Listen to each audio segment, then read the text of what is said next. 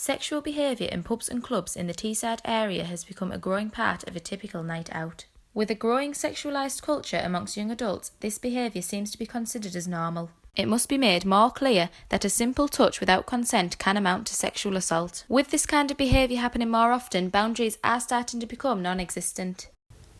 Like, I've been stood at a bar and someone's touched your bum or got a bit too close, and it's not nice. Yeah, and people try to kiss you and think it's acceptable, and it's just really not. I think that they kind of think it's acceptable. The way it is now, I think they'd think it's nothing.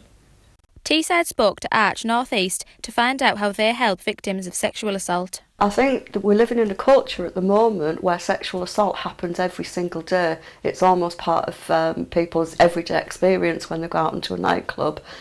And I think people are starting to ignore it and not take it seriously.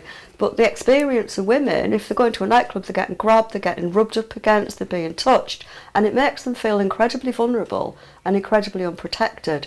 We have heard for decades now that if we dress in a certain way, if we dress provocatively, if we're flirty, then we're asking for it and we're getting into trouble.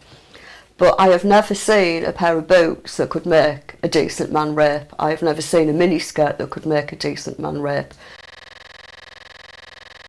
So within Arch, you can come to us and talk to us about any experience of sexual violence at any time in your life, whether this was a sexual assault or whether you've been raped or whether you've been abused as a child, and we will do everything we can to support you in whatever decision you make. So please don't suffer in silence. Come and speak to us and get the support you so richly deserve.